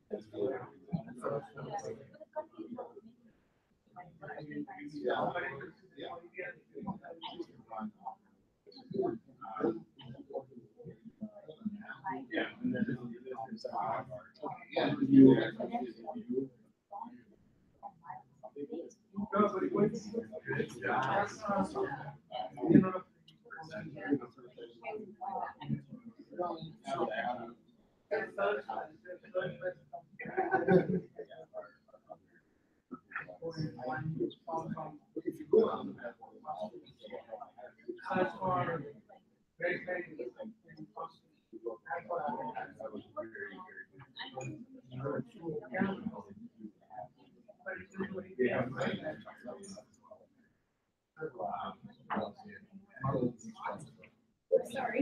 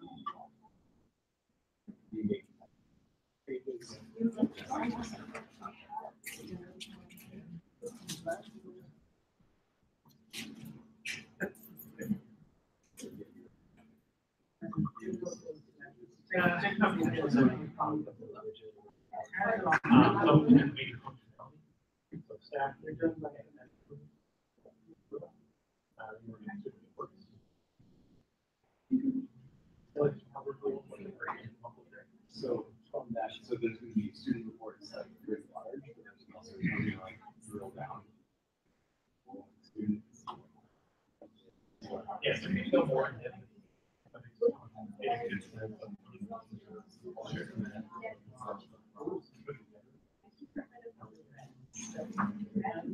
So student perspective, 5 hours, 5 hours. I would love.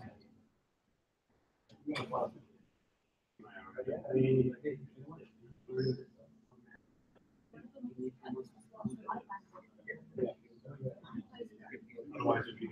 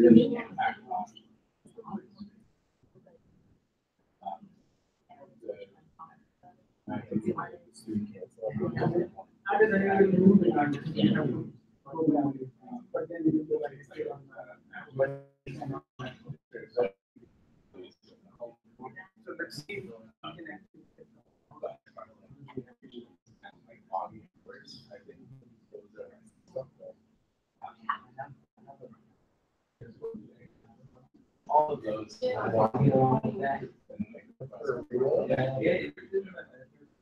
Really, that doesn't have to be something. That would be a submit. So, yeah.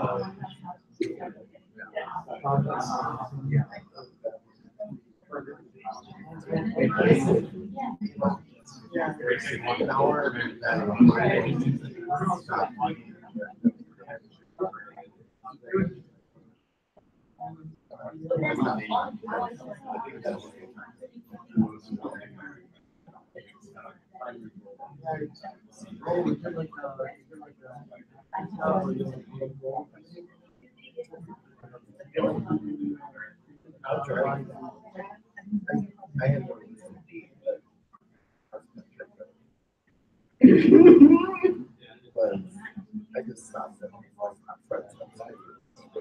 Yeah.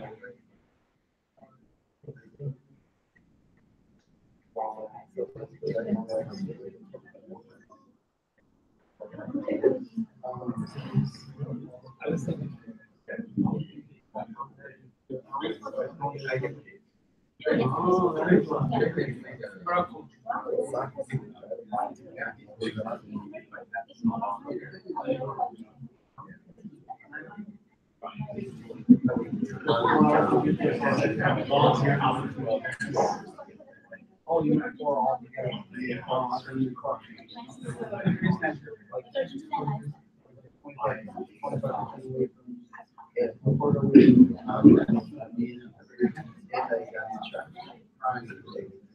Yeah. So.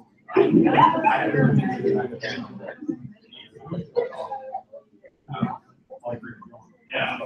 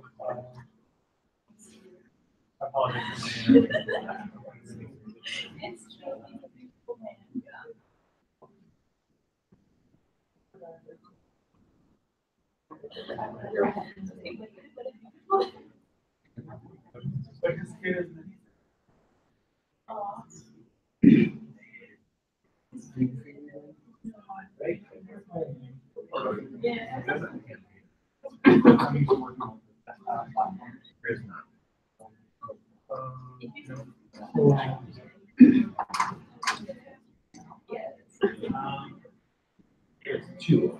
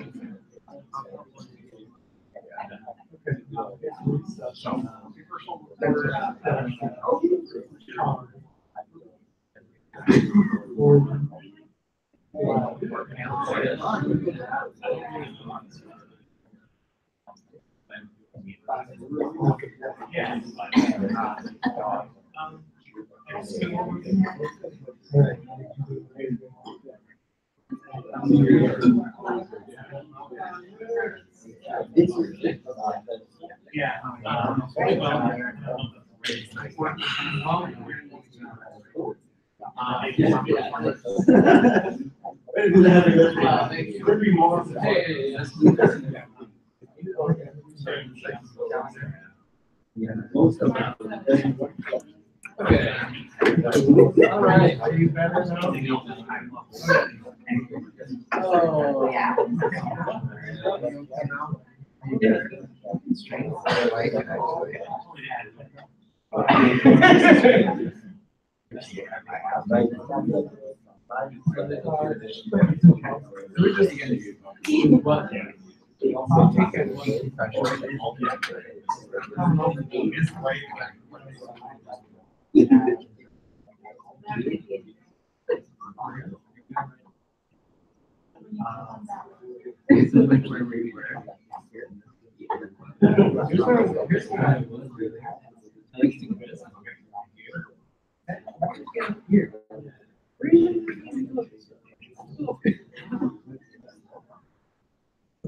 It's been my attitude.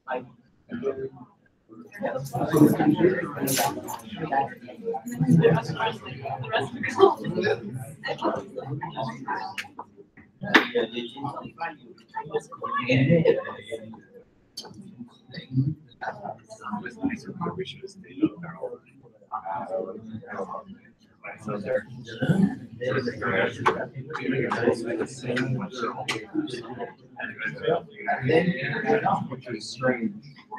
Yeah. Well, nothing about this year. I came on.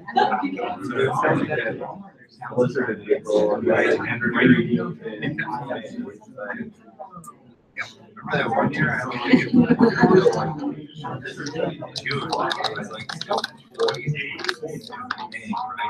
it was just like that was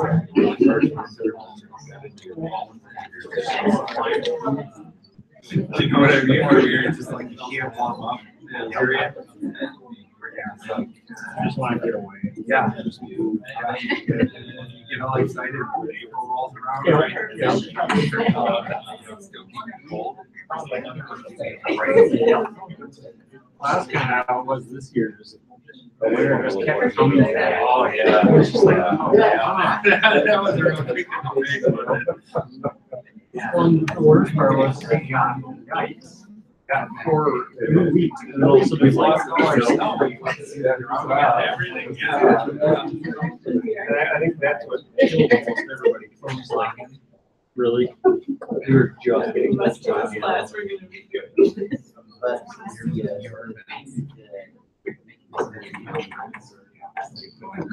Separate you two. Wait, who do you think are the teams? We already have the same class. Really?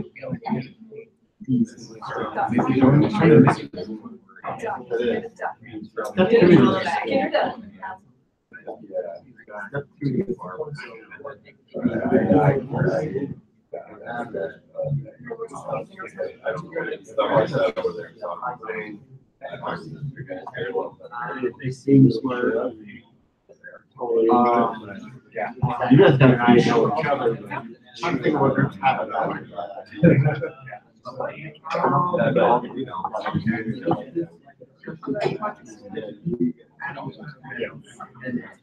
Good. Which is perfect. I was like feeling like you guys are pushed right now. I didn't hear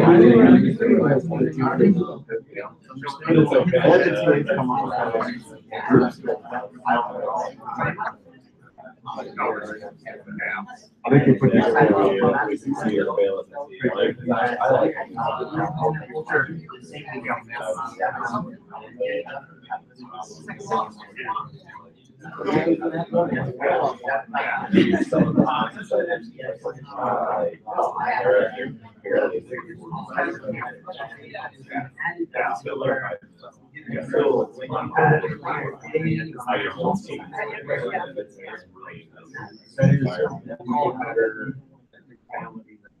That's for a lot.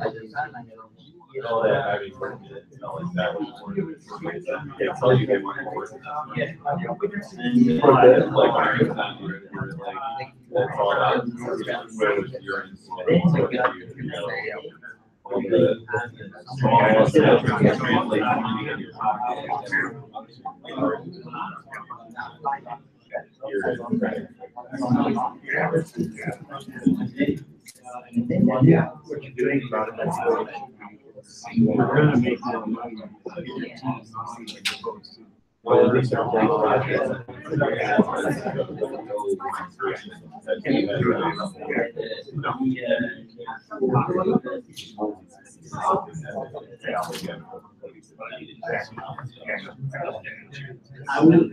Which is kind of the way of life.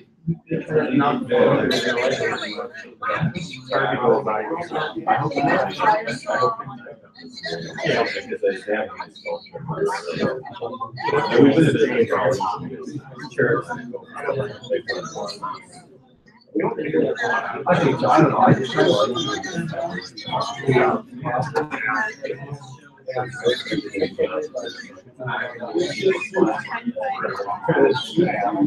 Last weekend, but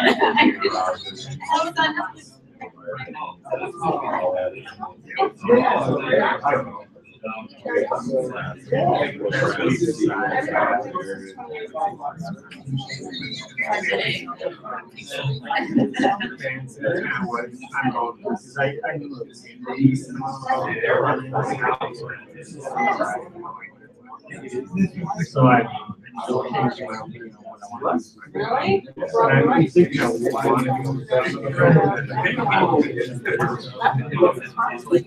And hopefully we'll be able to get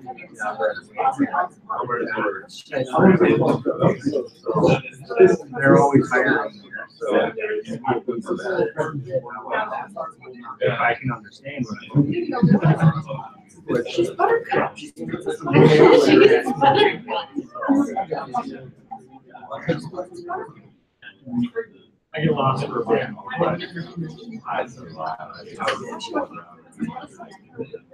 Yeah. Right. Yeah. Hey guys, let's come together real quick. All right, guys, big power clap. All right, so here's what we're gonna do. We're gonna do a quick stand up. So here's what we're gonna do. Everybody stand up, but remain listening. So everybody stand up, and then face each other's face your group. All big in the group. All right. Okay. Now, what did you say?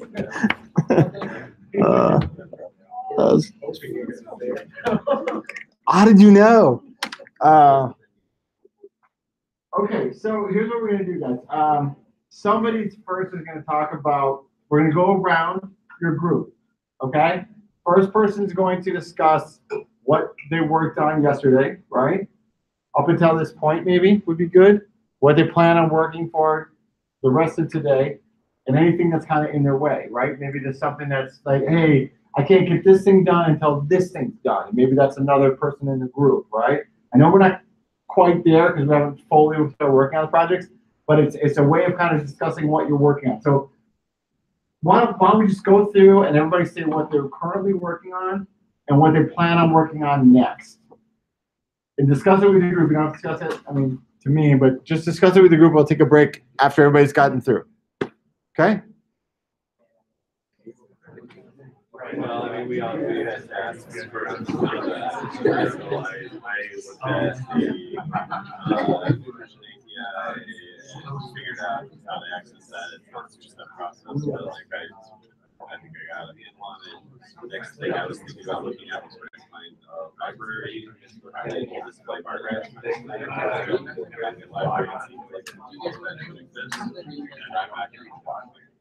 I was looking at the structure on that page. Yeah, there's like several ways I haven't done it. It's like a drag kind of locked onto that. So I'm yes, for the database. Yeah,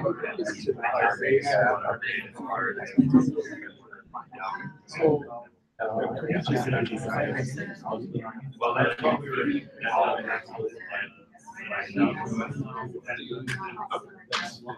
Yeah, but like I said, it's a start. Getting started is the hardest part.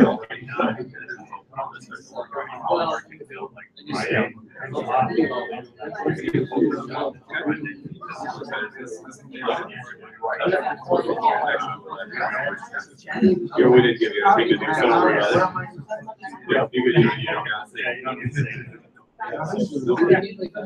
You're just starting. So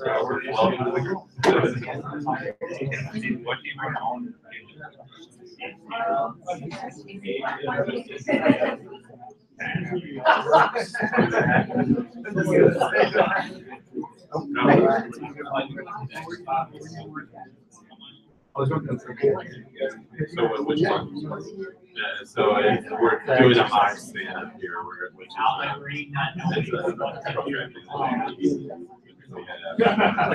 a day or something. It's a check-in where you explain what you did. Okay, raise your hand if you're going to start with the initial. Okay. You walking through what everybody's been working on. 31 seconds. 31 seconds. For the exercise.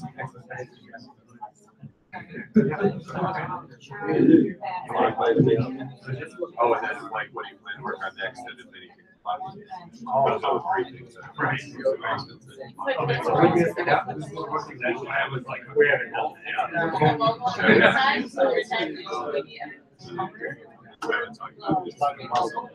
Now, here's another idea. It's just, it's a small thing, but there's also another library that predicts the user. So if you get these two together, right? That's just something out there. If You want to do that? I don't want to do that.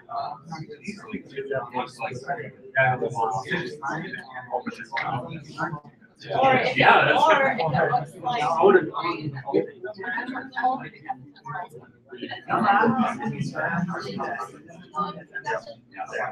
Well, so I mean, it depends how you divide up so usually the unit of the work is called a story. That's sort of the event.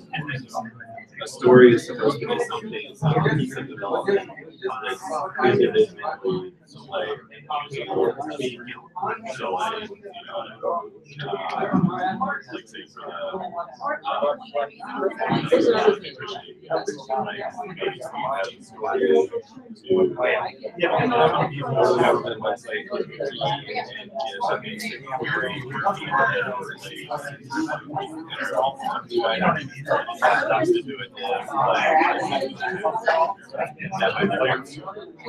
someone else's story might be take that information and so it depends how finally like you can write it down big granularity of one person owns the entire or we can try to split that up into five tasks so that everyone can like work on it. So that's but it might I mean, but it might be, it gives everyone yeah, possible. Like some things might be so small. I guess real quick, if I can share attention. Because I think you said you were interested in working on sure.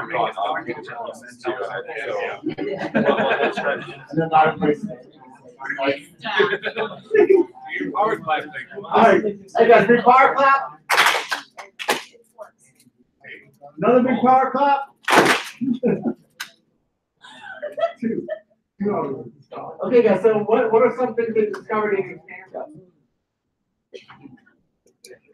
Anything interesting that came out of it? All on the same page, right? That's the best description ever. Like the stand-up really just kind of level sets where everybody's at. You learn a ton. Now, one of the things I did notice with the stand-ups is sometimes you guys got a little bit too far in the weeds. Like I saw some solutionizing, like, oh, here's this problem, and somebody, oh, well, what if we did this? What if we did that? And that's not the point of a stand-up, right? The point of a stand-up is just to kind of let everybody know where they're at. So if somebody says, I have this blocker, right? I have this thing that's in the way of me progressing with what I'm working on, right? Then it's there. It's out there. This is a problem. It's not solved at that time, but it's addressed. The issue is addressed. Then when it comes back to somebody else on the team that might have to address that, said, after this meeting, we'll have a dialogue, we'll talk about it, but the stand-up is just for the purpose of going through and doing exactly what Karin said. It's just level set, get everybody on the same page. Do you guys have any questions about stand-ups? Okay, cool. Try to do it once a day if you can over Slack. Just be like, hey, I'm working on this, what are you working on? I'm working on this, what are you working on? Just like that, and have the discussion. It's really important. We'll try to do it once a day. I'm not like look for loud or anything, but try to keep up with your practice doing that. And when we have class, do it again on Saturday. Hopefully, you guys will be instructed to have 15 minutes to do a stand-up. That's how longer this should take. 10 minutes. Okay, and then Kristen wanted to show some stuff. You guys can sit down. Kristen wanted to show some stuff about event bubbling. Which is really cool. I know you guys are excited to get on projects, so just take a minute. Yeah, feel free to talk while I'm setting up. Oh shoot, what do you got there? Oh, you got HDMI?